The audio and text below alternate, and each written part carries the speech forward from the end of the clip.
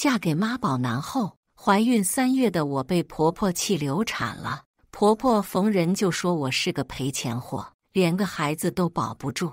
老公一声不吭的像个死人。后来我攒够失望离婚，在婚后1年我就生了个白白胖胖的崽崽。前夫跪在我面前，求我再给他一次机会。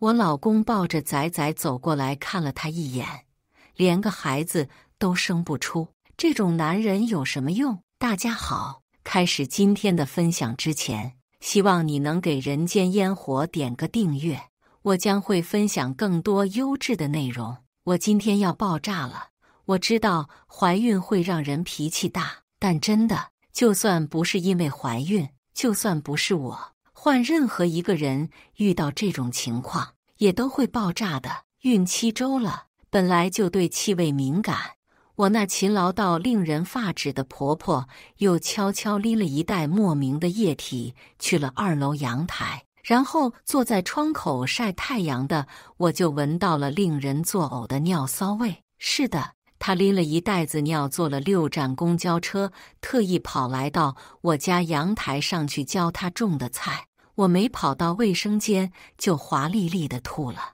我老公大伟下班刚好看到这一幕，我艰难地跟他说了一句：“你答应过我的。”大伟只是挠了挠头，他肯定也闻到那股味道了，他只是习惯性不想跟他妈妈正面对抗。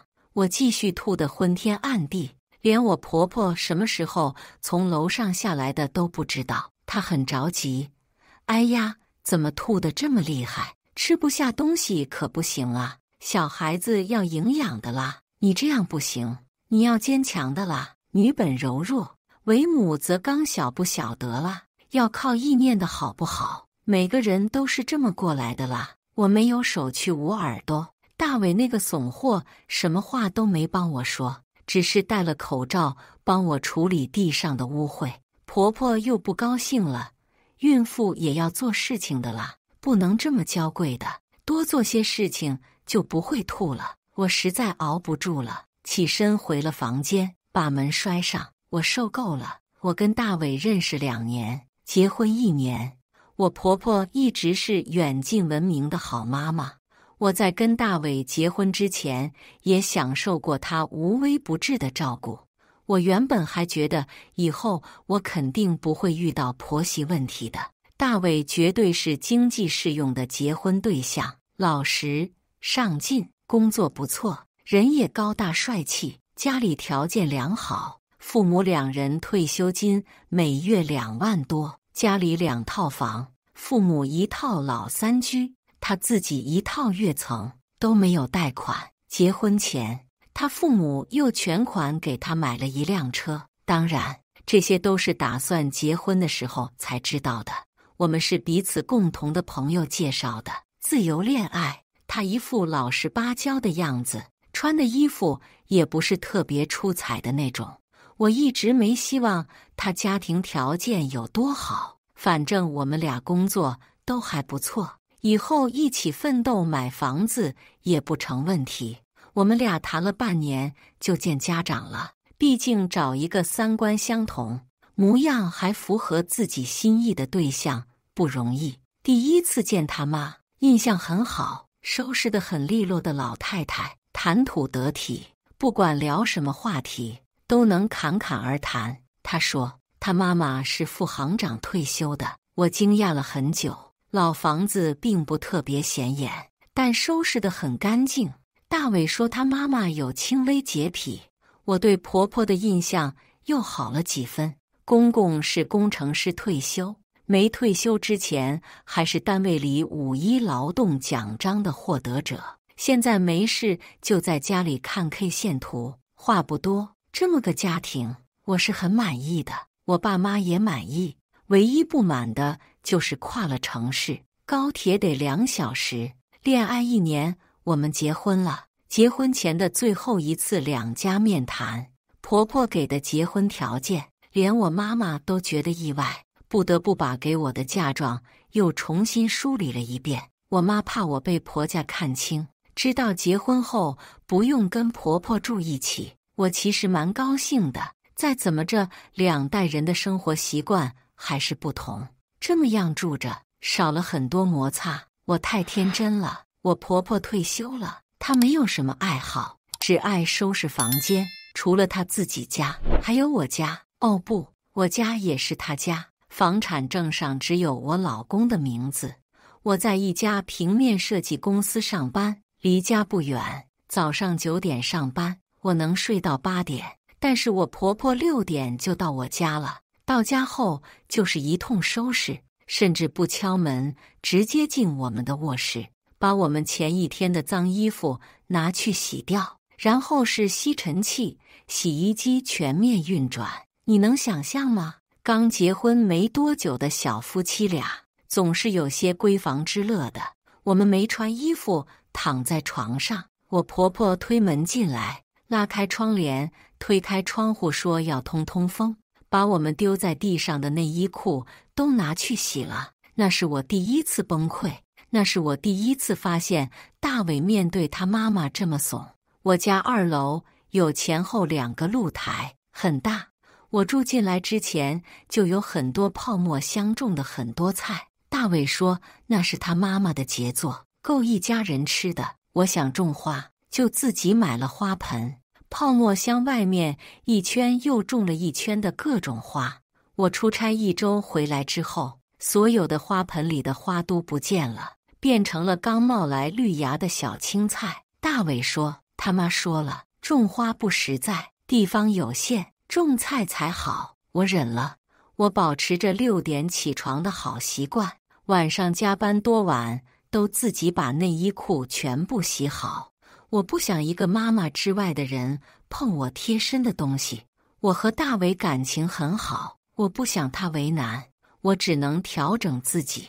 第2次崩溃是在结婚3个月后，我婆婆多少有些耳背，说话总是很大声。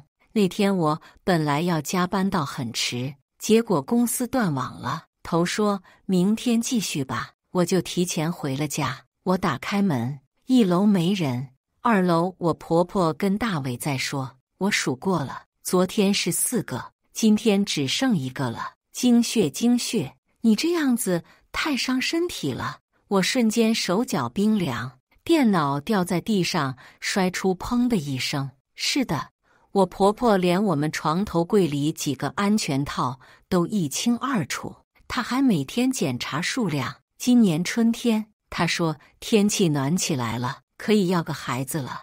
我和大伟年纪本来就不小了，原本也是打算这个时候要孩子的，没多说什么就同意了。他把我和大伟叫到一起，给我们上了一节我脸皮都想扔地上不要的科普课，包括姿势、时间、后续动作，说用他的方法1个月就能怀上。从那之后，他每天会问我们俩的房事，每个月他算好周期过来问我，连早孕试纸都会一早给我送来。我又要崩溃了，但这次还没崩溃，我婆婆先崩溃了，因为我半年了都没怀上。上个月她打电话给我领导请假，天知道她怎么知道我领导的电话的。然后她带我去看老中医，说我不孕不育。我第1次跟她大吵了一架，正面冲突。我搬到了姐妹家里住了1个月，大伟每天下班都去求我。我说你先跟你妈说好，我们需要一点自己的空间。结果月底我姨妈没准时，测出了2道杠，大伟没保住秘密。我婆婆亲自到我闺蜜家来接我了，还跟我道歉。我闺蜜一个人住，哪里扛得住这个？本来我一孕妇住在她家，她就很慌。我和我老公感情很好，我婆婆又亲自上门道歉。我闺蜜2句话没说，就把我打包扔出去，交给我老公婆婆了。刚到家，我婆婆跟我说，她已经帮我辞职了。我五雷轰顶，你们知道吗？我毕业之后就在这家公司做，待了5年，才做到现在中层的位置。我跟我们头同甘共苦，建立了革命友谊呀。我给我们头打电话，头说你婆婆挺好的，摆事实讲道理，你们家也不差你这点薪水。公司确实那种高辐射的大型机器挺多，孩子重要。大卫苦苦哀求，我又服软了，开始了宅家的生活。然后我才发现，我婆婆会在每天中午的时候，从她住的房子里带一塑料袋的尿过来浇菜。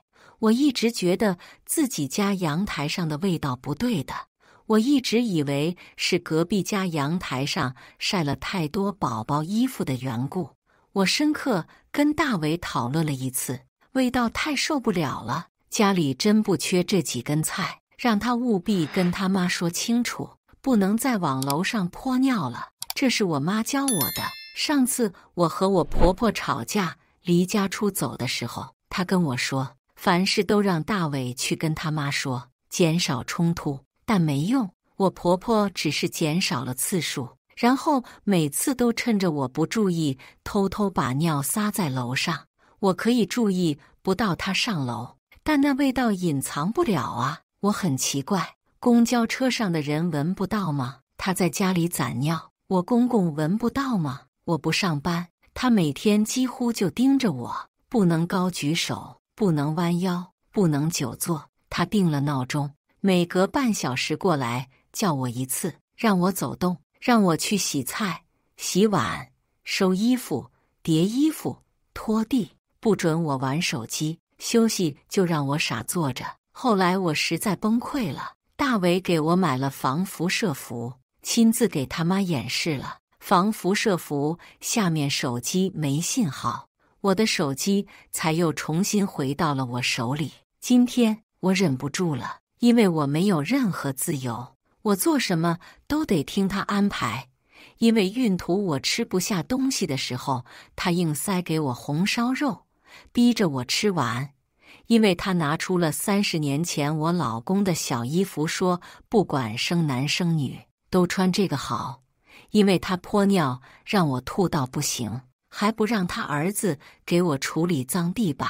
还有因为我坚持了1年，必须6点钟起床，否则就会有人推门进来，而且他不准我锁门。我抱着被子在房间里嚎啕大哭。1年了，这种日子我竟然过了1年。大伟在门外跟他妈妈小声说着什么，他没有听，砰砰砰地敲着我的房门。不好哭的了，孕妇怎么能哭呢？你这样子太不负责任了。你有没有看我发你的文章啊？快过年了，谁家这么哭啊？你懂不懂事啊？过年哭不吉利呀。门外那个怂男人一句重话都不敢说，他那么小声，他妈根本听不到。我婆婆后来走了，我白天吐得厉害，晚上又没吃东西，人有些晕。大伟敲门，我没有给他开。他后来从阳台翻进了房间，抱着我一直说对不起。我把他推开，跟他说，我要自己去买一个小房子，自己住。再这样下去，我会疯掉的。大伟抱着我，却不敢有任何承诺。我的心凉到底了。可惜我没能买房子，自己出去住。晚上我出血了，刚开始是一点点褐色的东西，我安慰自己应该是着床出血，我都有孕吐了， HCG 翻倍好得不得了。但是后来出现鲜血了，慢慢的出血量大起来了，像姨妈期最多的那一天一样。大伟开着车把我送到了急诊，但是孩子没了。我婆婆连夜也赶过去了，一直追着医生问原因。医生说这种胎停育原因很复杂，如果想知道具体原因，可以拿留下来的胚胎去做染色体检查。我婆婆着急忙慌就去交钱了，5000块。我躺在病床上，刚才的经历像是噩梦，我的手脚都还在发抖。大伟握着我的手，用拇指摸着我的手背。我婆婆冲进病房，没有一句关心的话，劈头盖脸就问，你们今晚是不是同房了？我有没有跟你们说过孕早期同房的危害？我没有一点力气跟他争论。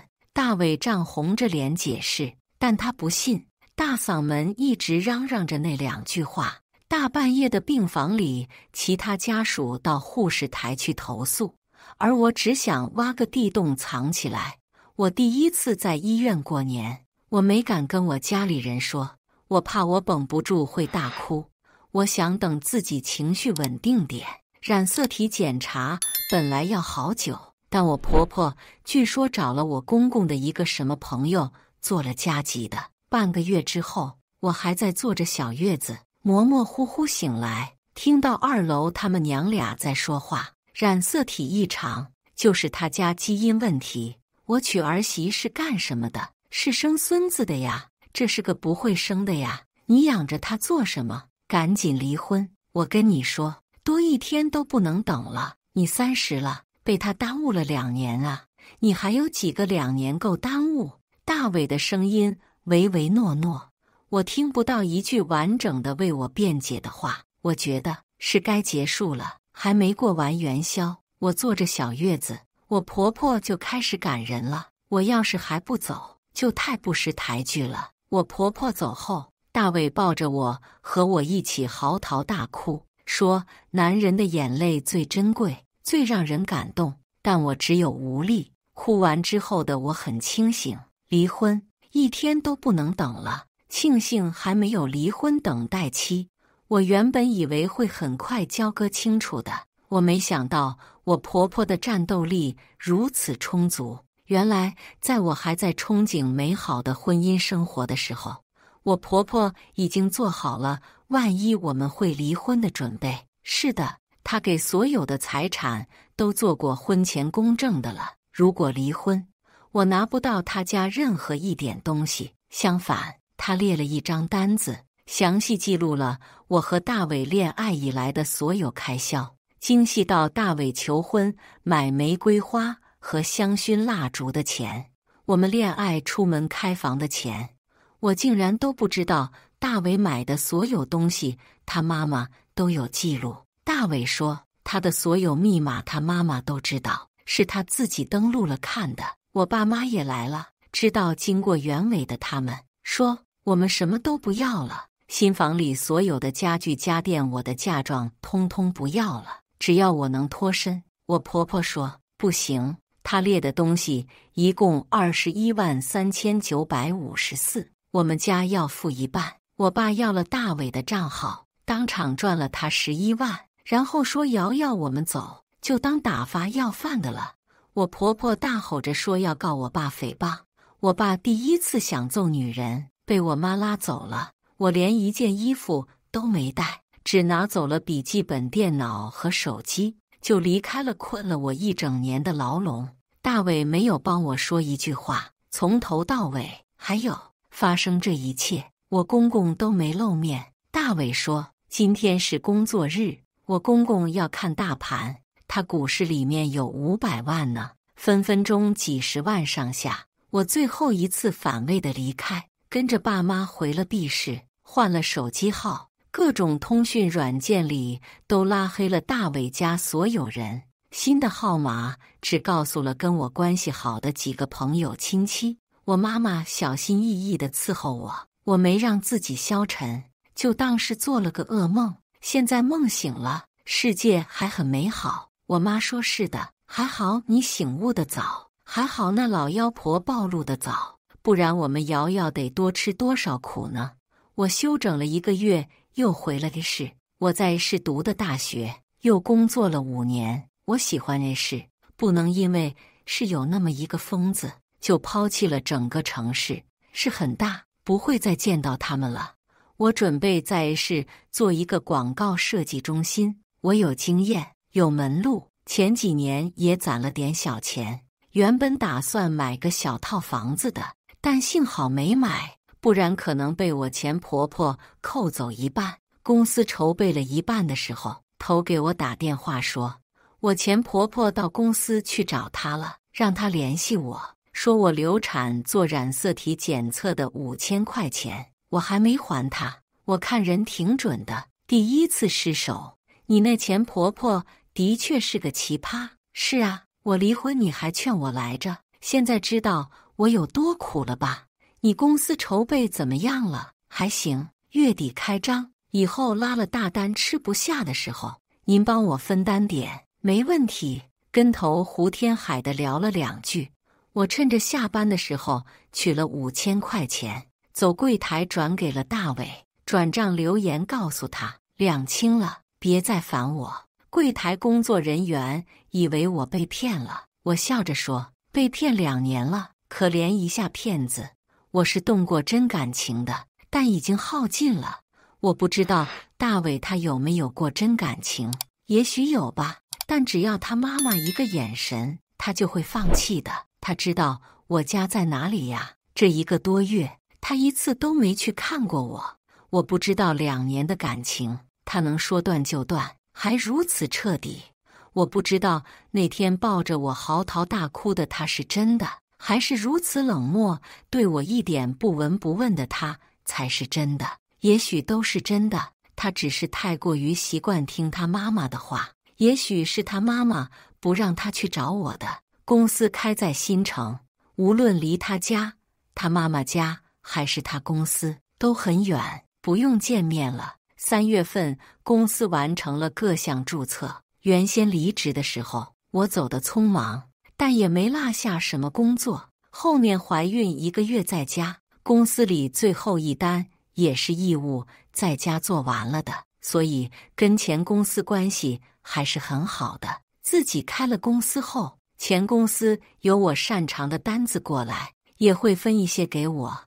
我这里接了大活，吃不下的时候，也会分些过去让他们帮忙。头已经是原公司合伙人了，我们新的合作也很愉快。我们这一行互相帮忙很常见。5月我接了个视频单子，自己搞不定，头帮我一起谈下来了。完事后，我请他和合作方的朱青一起去新开的网红咖啡店喝咖啡。隔壁的来福士在搞活动，一群老年人在排队。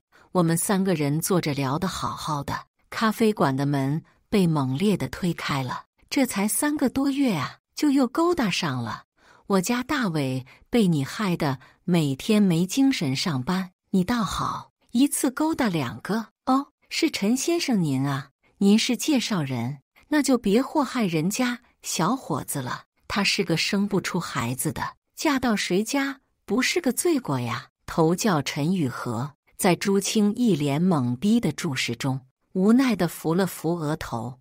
我习惯性的血涌到脑门，但自己压下去。我觉得是我 PTSD 了，见到他就不会说话了。咖啡馆是个安静的地方，他耳朵不好，声音不小，旁边的小年轻们都歪着头看过来。我觉得我又想挖地洞了。阿姨是这样，黄瑶瑶曾经是你的儿媳妇，但现在人家是自由身，婚嫁自便，而且今天不是相亲局，我们在谈生意。阿姨，您请回吧。陈雨禾说得很好，我自己是说不了这么好的。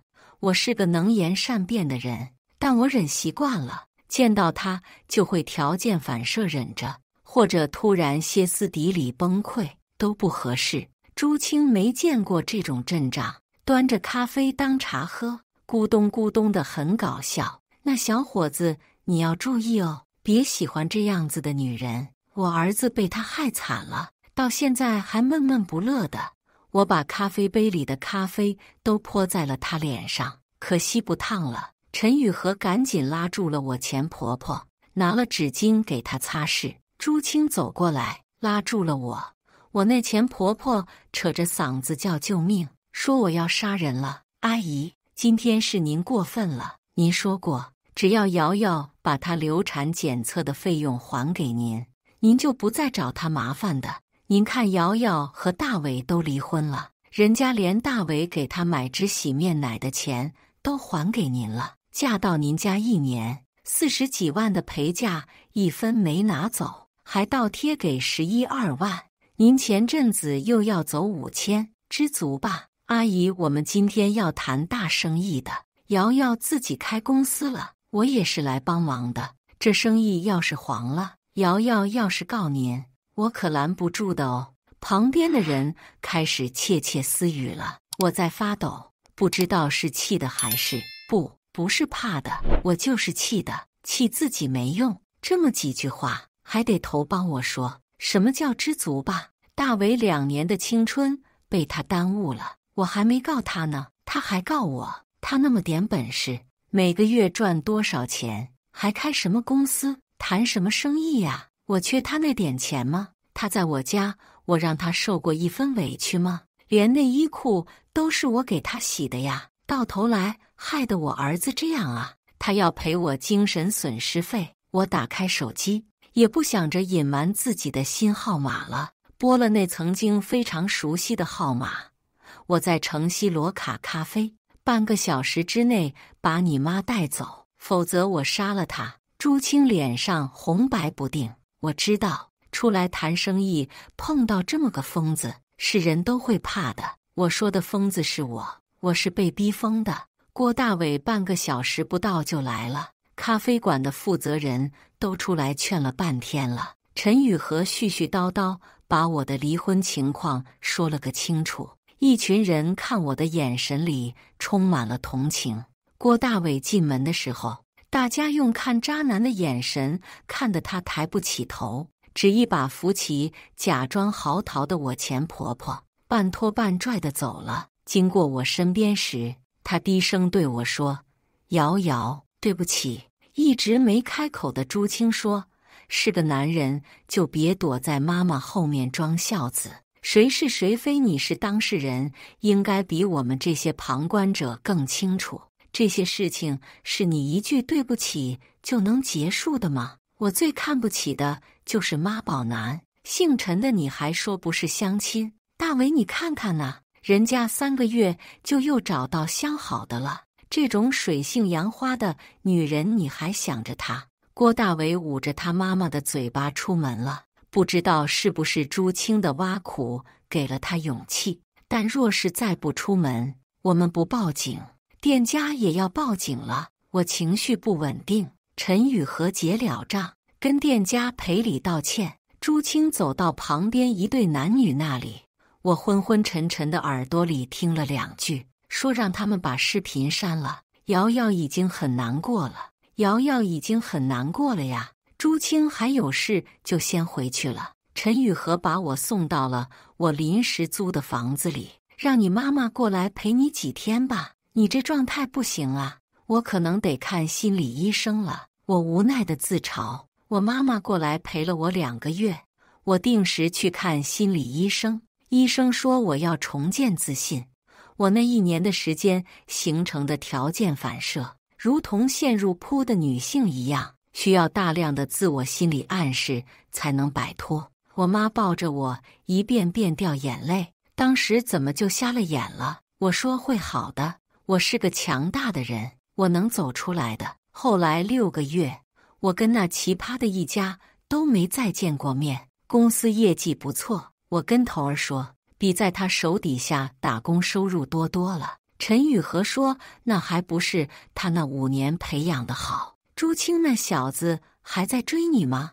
我没接受，知道你经历的还义无反顾，说明是真的不在意你那些过去的，可以考虑下。我怕害了人家小伙子，我这心里有问题还没好，而且我怕又碰到极品婆婆，怎么可能就那么命苦了？天下奇葩还都被你碰上了。陈雨禾自己家庭很和美，老婆老妈相处正常，完全无法想象我之前是怎么过日子的。万一就我倒霉了呢？不婚不育保平安。谈话无疾而终。我知道老陈做了朱青的说客，待会儿肯定给朱青打电话。这周末朱青的电话又来了，约我在城东一家川菜馆，请我吃晚饭。是的，自从那次城西遇到钱婆婆，我对城西很抵触，我觉得应该把话跟她说清楚。但她不是一个人来的，还有一位相貌很好但人很严肃的阿姨。瑶瑶吧，我是朱青的妈妈，很冒昧过来打扰你，但是我被朱青这小子烦得不行了，说一定要让你见上我一面，你才有可能同意跟他交往。阿姨声音很好听，跟外表的严肃截然不同，但这不是重点，重点是朱清这小子跟他妈说什么了？阿姨，不是，不好意思。朱清不由分说把我按在椅子上了。我是个妇产科医生。朱清把你的情况跟我说了下。我和他爸爸不是那种老古板的家长，不管你的身份是未婚还是离异，只要朱清喜欢，你也接受朱清，我们都不会反对。哦，朱清还说了你可能无法生育的问题，但如果你们两个都接受不要小孩，我也觉得无所谓。如果你们想要孩子，现代辅助生殖医学非常发达，也不是什么难事。而且，怎么断定你不能生育的？一次胎停不能证明女性无法生育，因为生育始终是两个人的事，更多时候问题反而出在男方身上。妈，朱清焦躁地叫了一句。朱清妈妈不好意思地说：“瑶瑶，不好意思。”讲到专业方面的事情就容易扯远了，我只想说，别太担心还没发生的事情，以此为前提，你如果愿意接受这臭小子，我和他爸爸都没什么意见。哦，还有，朱清特意问过我的，我也一并说了，如果你同意与他交往或者结婚，我不会去帮你们做家务的。我现在返聘回医院，有手术也要带团队，会比较忙，无法照顾你们的生活，你们得自立。不过如果以后你们的日常开销过大，需要我支援一些，我也不是美国妈妈。哦，这不是逼你同意，只是朱清说你有心结，我不是心理医生，但如果出面能解了你的心结，也算是跨行行医了。我不知道怎么了，就泪流满面。阿姨一边拍着我，一边给朱清使眼色。我突然又不好意思地笑出声来。我同意跟朱清交往了，第一时间就告诉了爸妈，他们也第一时间又来了的事，把我和朱清赶出门。4个老人一起聊了很久，一直不知道他们聊了什么。反正出门的时候，2个妈妈眼睛都红红的，2个爸爸拍了拍彼此的肩膀。过完年的时候，我又搬家了，公司分红，加上爸妈支持，我在 A 市买了套2居室的小房子。爸妈说，就算以后结了婚，万一和老公吵架了，还能回自己房子，住在婆家的房子里，再大都是寄人篱下。我深以为然，是个2手房子，装修风格我还喜欢的，就没动，直接搬了进去。我爸还没退休，我妈跟着他惯了，看我状态好，也没再过来陪我。朱清帮着我把东西收拾妥帖了。他小时候妈妈就一直忙，他跟他爸爸练就了一身居家好本领。搬家后的那天晚上，朱清在我新家给我做了一桌子好吃的，还请了公司里一大堆小年轻一起闹腾了很晚。朱清没喝酒，一个个把大家都送回家，然后跟我说晚安。我觉得可以开始新生活了。第2天去公司，前台的小朱说，保洁阿姨上班的时候看到郭大伟一身酒味睡在公司门口，然后保洁叫保安把人轰走了。要不要叫朱清哥来？朱清的公司跟我们公司合作过2、3单，公司里的人都跟他很熟了。我说不用了，他也许就是喝多了。是啊，早干嘛去了？这会儿办申请。下班的时候，我接到了郭大伟的电话，是那次他妈闹腾的时候，我打过电话给他。我以为他没存呢，但也许只是他妈不让他打给我。他说他要结婚了，是他妈喜欢的女孩子。他说对不起了，瑶瑶。他说他是个窝囊废。我说你说的都对，都是过去式了。我现在半年去做一次复查，我恢复得很好。我觉得郭大伟也该去看看，但也许已经太迟了。3个月后，我去省妇保接朱清妈妈下班。朱清爸爸有事出差去了，朱清在家做菜，他妈妈的车子去保养去了。妇产科加班是常事。我发了短信给阿姨就在地下车库等她，然后远远的看到一个人缠着她，声音很熟悉：“阿芷啊，你可要好好帮我呀！我前面那个媳妇流掉一个的，哎呦，吓死我的嘞！这个媳妇毛乖的嘞，结婚3个月就怀上了，这怎么就先兆流产的嘞？你可要好好帮我看看呢。先兆流产就是还没流产，是不是啦？”朱青的妈妈叫周芷，对，跟那峨眉掌门就差了一个字。是的，那熟悉的声音是我的前婆婆。医院会有合适的治疗方案的，我也会亲自跟的。你放心好了，我下班了，你上去陪他们吧。我要从车上下来，车门刚开了一条缝，周芷阿姨就对着我摆了摆手，然后对着后面的人说了句再会，就快走了几步上了我的车。瑶瑶，你别多心哈，我怕你下了车被他看到，他又没完没了。阿姨认识他，我高中同学，毕业后几10年没来往了。听朱青上次说起郭大伟什么的，隐约知道可能是他家。今天他儿媳妇先兆流产送过来，刚好我带队去查房，被他抓住，聊了1个小时还没脱身。先兆流产，也许胎停了，怀孕大概40天的样子，已经见了鲜血了，可能保不住了。阿姨，怎么会这样呢？原因很复杂，但假如2个不同的女性都是这样的情况的话，我建议男士去做个基因检测，怀疑男士的家庭里可能有某种隐性遗传性疾病，但都说不准，也许是某种耦合事件。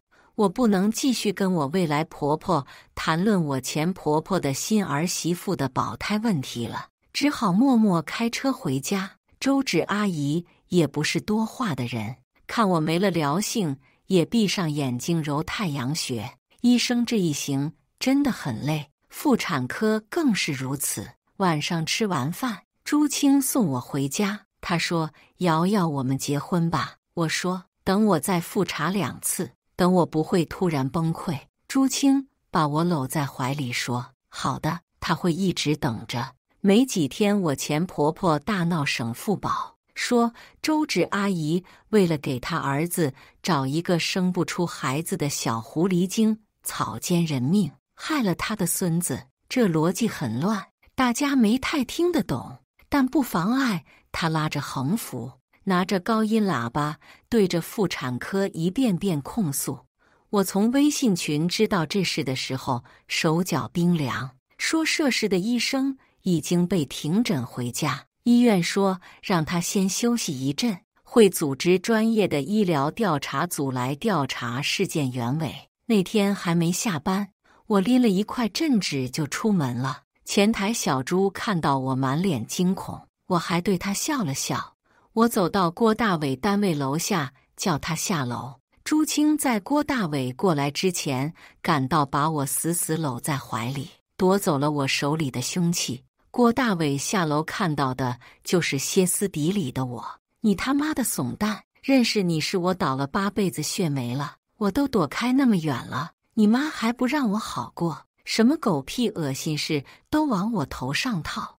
我黄瑶瑶不欠你郭大伟1分1毫，他不想让我活了，我就杀了他的心肝宝贝之后再死。”郭大伟就一直说：“瑶瑶，对不起，对不起，瑶瑶。”我想我的眼睛应该是血红色的。朱青在我耳边一遍遍说：“瑶瑶，我们回家，没事了，都没事的，都没用。”我挣扎着一直要去打郭大伟，我想把他撕碎，看看他胸腔里的心是不是木头做的。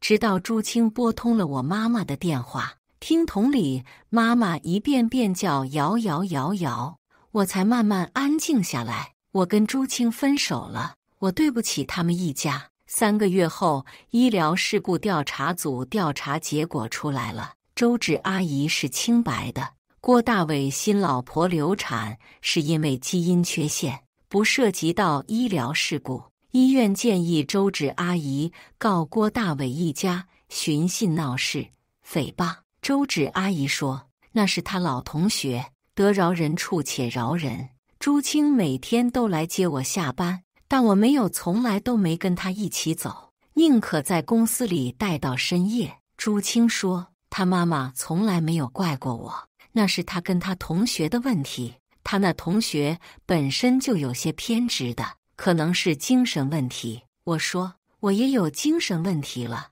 我现在就每天考虑怎么杀了那一家人。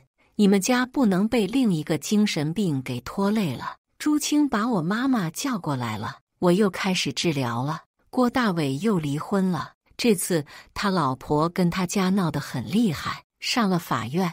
可惜结婚时我买的那些家具家电都被他新老婆的家里人砸了个干净。郭大伟妈妈崩溃了，跟新亲家打起来了，双方被拘留了。郭大伟给了新前妻数额不小的补偿金，对方才决定撤诉。听到了赔偿金的数额后，郭大伟被他妈妈挠成了花脸。这些都是郭大伟告诉我的，他说他去查过了，让他妈妈死心了，就是他家有遗传病，他不能自然生育。他说，瑶瑶，你回来吧，我妈说还是你最好，最听话，第三代试管可以让我们有一个健康的孩子的。瑶瑶，你回来吧。我说，是你妈妈让你来的，所以你才来找我的，是不是？大伟说，他一直爱的是我，刚好现在妈妈也祝福我们一定很幸福的。我说，滚！大伟说，瑶瑶对不起。我说，谁给你的脸？你有什么资格说对不起？你家是皇宫啊，你妈是太后啊，要她钦点的人才能进你家门。我黄瑶瑶眼瞎了，认识了你，好不容易逃出来，为什么脑抽再自己跳回去？郭大伟，你最好离我远一点，否则我见你一次打你一次。郭大伟，你最好让你妈不要在我视线里出现，我随身带着匕首，见她一次我就捅她一次。郭大伟落荒而逃。1个月之后，周芷阿姨请我去喝咖啡。瑶瑶，人一辈子怎么可能不遇到点恶人呢？心里放开点，恶人自有恶人磨，我们是好人不是？好人不能为了惩治恶人把自己搭进去了。我说，阿姨，我这几周治疗都很好，已经只放狠话不动手了。阿姨笑着说，放狠话不违法。哦，刘兰又被抓起来了，她下班路上堵我们一个小护士，小护士报警了，我满头雾水，这是哪跟哪？刘兰是我前婆婆，她看上产科一个小护士了，说产科是专业的，以后生孩子就不用怕什么都不懂了。小护士才19，被她吓死了，上下班都换着路走。我无语了，她得看精神科了。阿姨说，现在没时间去看，还关着呢。股市狂跌，她老公突发心梗，在省人民医院住院，她儿子请假在陪护。她是闹腾了一辈子啊。读书的时候就表现出特别的管控欲，老了更厉害了。我不是个圣母，反正老对头过不好，我很开心，比心理医生治疗后还痛快。周芷阿姨说，瑶瑶，周末去我家吧，朱青做了你爱吃的菜。我说，阿姨，你不觉得我是个惹事精吗？周芷阿姨说，自我否定说明你治疗还得继续啊。不过瑶瑶，你心里已经很强大了，一般人早被这么多事砸趴下了，可是再强大也得有人护着。你看朱青多高大，我觉得比较合适。我笑着笑着就哭了。离婚2年后，我再次走入婚姻，我从一个变态冷漠的家里逃出来，走进了一个正常的、温暖的、平等的家庭里，幸福的每天冒泡泡。我的心理医生说，没有什么治疗比身边人的温暖更重要。现在的我不需要服药了。半年后，我怀孕了。我新婆婆是产科前主任啊，我啥都不用操心，没有变态会在我家楼顶泼尿。哦，我现在住的是大平层，没有2楼，公司运转很好，我一直上着班。我婆婆说，她见多了上班上道生的女强人，我愿意上班就上，不愿意上班就回家待产，一切随我。快年底的时候，我去省妇保产检，预产期是3月，我已经步履蹒跚。朱青每次都会陪我来，她实在没空的时候也没事，我婆婆会自己带我来。再次看到郭大伟和他妈妈，我竟然没认出来，两个人都瘦得厉害。他们是来做试管的。是的，郭大伟又结婚了，3婚，娶了个外省过来打工的小姑娘，才23岁。我没空嘲笑他老牛吃嫩草。旁边刘兰看着我的眼睛，像是猫看到鱼一般贪婪，仿佛我肚子里就是他心心念念的乖孙子。那眼神让我恶心。我婆婆扶着我走进 B 超市，大大方方跟刘兰母子打了招呼。我知道大伟的目光也一直没离开我，但是我已经不在乎了，已经不再熟悉的陌生人而已。预产期前1周我就发动了，住在省妇保，我婆婆亲自管床，如果顺不下来，她动手给我剖。瑶瑶放心，我缝针的技术最好，肯定就留一小条疤。她笑着安慰我说，但还好，我自己顺利生产，是个6斤半的臭小子。住院第3天，郭大伟来了，我爸妈如临大敌，把朱青和我护在身后。我婆婆来查房的时候，看到这一幕，觉得好笑。郭大伟只是拎了个水果篮过来，还给孩子塞了一个小金锁。他本来应该是会跟我说2句话的，但看着这阵仗，放下东西就走了。我爸追出去，把金锁硬塞回去给了他。我妈直接拎着水果篮到了护士站，请大家一起吃。我自然没出门，看不清大伟的脸色，也不需要看他的脸色。我产假3个月没过完，就风风火火回去上班了，找了个小保姆给我抱娃。公司规划有哺乳区，小保姆带着娃陪着我上班。后来陆陆续续有大伟的消息，他爸爸生病，他陆续娶老婆，花了很多钱，尤其是第2个老婆闹走了不少。他把那套跃层卖了，搬去和他爸妈一起住了。他那小媳妇是个脾气倔的，天天家里吵成一锅粥，楼上楼下邻居都投诉了。后来听说他花了几10万做试管，那小媳妇是个不消停的，跟他妈妈刘兰在家里打了一架，孩子又没了。郭大伟又离婚了，这次是他小媳妇闹着要离的，说他们家不是个人待的地方。郭大伟利落的又恢复了单身。在春暖花开的时候，朱青和我带着娃去公园露营，见到了郭大伟，他反而没那么憔悴了。他说他有话跟我说。朱青抱着孩子去旁边草地上打滚去了。瑶瑶，我每次跟你说对不起都是真心的，我知道你已经听烦了，但真的对不起。我不想因为我妈去再结婚了，我不想再祸害别的女人了。我妈同意了，因为我说她在逼我，我就从楼上跳下去。原来我硬气起来的时候，她也拿我没办法。我小时候，爸爸一直忙着工作，根本见不到人影。我是妈妈一个人带大的，她在单位怎么管下属，回家就怎么管我。我从小就听她的话，她一直夸我是个乖宝宝，我乖过头了，从来没反抗过她。后来发现她也不是一直对的，但我已经不会跟她说不了。我也去做心理治疗了。医生说我那么大人了，把什么都归咎于原生家庭，本身就是一种逃避的态度。瑶瑶，你看我果然是个傻子啊！30多岁了才长大，才知道自己的事情要自己做主。